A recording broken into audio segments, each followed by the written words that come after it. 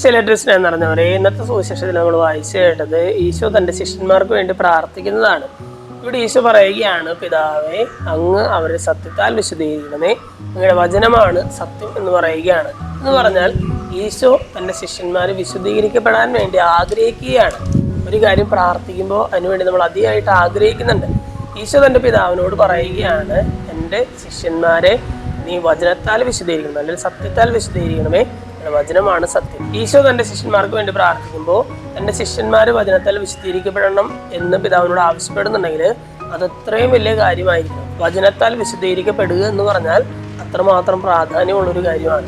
നമ്മളുടെ ഇന്നത്തെ സുവിശേഷ ഭാഗം വായിച്ചു കഴിയുമ്പോൾ നമ്മളും ചിന്തിക്കേണ്ടതും പ്രാർത്ഥിക്കേണ്ടതും ഇത് തന്നെയാണ്. വചനത്താൽ വിശദീകരിക്കപ്പെടാൻ വേണ്ടി നമ്മൾ പ്രാർത്ഥിക്കണം. നമ്മൾ എല്ലാ ദിവസവും വചനം കേൾക്കുന്നവരാണ്, എല്ലാ ദിവസവും വചനം വായിക്കുന്നവരാണ്. ഈ വചനത്താൽ തന്നെ നമ്മൾ വിശുദ്ധീകരിക്കപ്പെടാൻ വേണ്ടി നമ്മൾ ആഗ്രഹിക്കുകയും പ്രാർത്ഥിക്കുകയും വേണം. അതിനുള്ളൊരു കൃപയ്ക്കായിട്ട് നമുക്ക് പ്രാർത്ഥിക്കാം. ദൈവം നമ്മെല്ലാവരെയും സമൃദ്ധമായിട്ട്